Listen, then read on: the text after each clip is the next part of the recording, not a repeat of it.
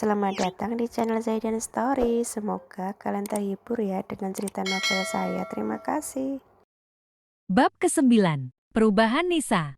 Kearg, Nisa berteriak cukup lantang sembari menendang apapun yang saat ini ada di depannya. Nisa membanting sebagian barang-barangnya yang ada di kamar hanya untuk dijadikan pelampiasan kekesalannya terhadap Aisyah.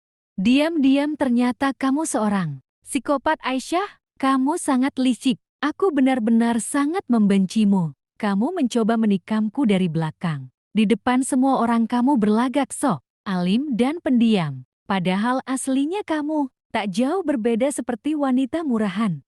Lihat saja nanti, aku pasti akan memberimu pelajaran yang sangat berharga. Aku akan membalas perbuatanmu hari ini. Bagaimanapun caranya aku harus bisa menendangmu keluar dari rumah ini. Dengan begitu aku tidak akan mempunyai saingan lagi, gumam Nisa.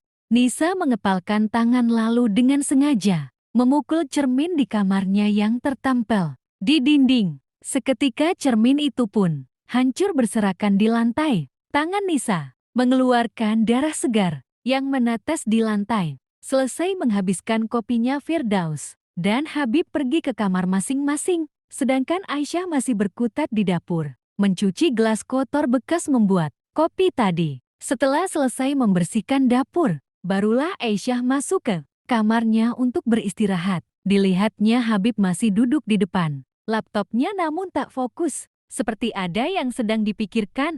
Kamu sudah selesai membereskan dapurnya ya Aisyah? Tanya Habib basa-basi. Sudah mas, aku mau ke kamar mandi, cuci muka dan gosok gigi dulu. Habib mengangguk. 5 menit kemudian Aisyah keluar dari kamar mandi dan sudah berganti pakaian. Kali ini Aisyah membiarkan rambut panjangnya terurai bebas, membuat Habib menjadi salah tingkah.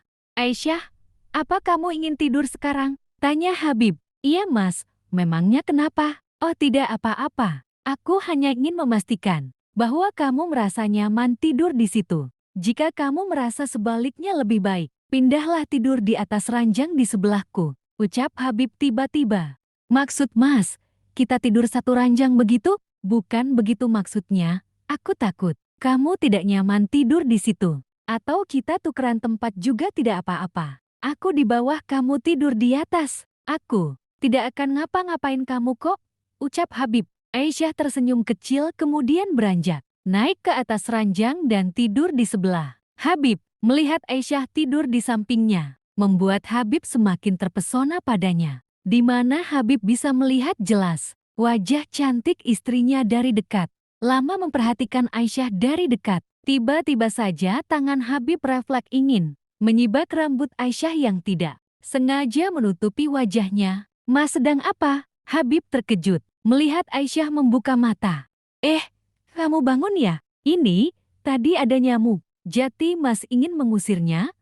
Ucap Habib berbohong. Aisyah melirik tangan Habib yang saat ini mendarat cantik di rambutnya. Menyadari Aisyah memperhatikan tangannya, bergegas Habib menarik paksa tangannya, sembari menahan rasa malu. Maaf ya membuatmu terbangun. Tadi, nyamuknya ada di keningmu, sambung Habib. Terima kasih ya mas. Ya udah, sekarang mas pergi tidur karena sudah malam. Besok kan, mas Habib sudah rutin masuk ke kantor bukan? Habib mengangguk. Pagi menyapa. Bunyi kicauan suara burung memekikkan telinga. Habib dan Aisyah masih tertidur di atas ranjangnya. Semua orang sudah duduk di meja makan. Hanya Habib dan Aisyah yang belum bergabung bersama mereka untuk sarapan pagi. Mana Habib dan Aisyah? Jam segini tumben, mereka belum turun untuk sarapan? Tanya Budian. Kami tidak tahu Bu, mungkin mereka belum bangun, sahut Firdaus. Mungkin mereka masih tidur, bangunkan saja jika perlu, sambung Pak Nanda. Biar Nisa yang manggil mereka Bu. Baiklah, terima kasih Nis.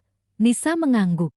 Setelah sampai di kamar, Nisa mencoba mengetuk pintu berulang kali. Namun tidak ada sahutan dari dalam. Merasa kesal akhirnya Nisa membuka pintu. Kamar Habib begitu saja. Akhirnya Nisa melihat pemandangan yang seharusnya tidak dilihatnya. Terlihat Habib dan Aisyah tidur seranjang. dengan posisi Habib memeluk erat tubuh Aisyah. Mereka menggunakan selimut yang sama untuk menutupi tubuhnya. Seketika rasa cemburu menyelimuti hati Nisa. Rasa bencinya terhadap Aisyah kian menjadi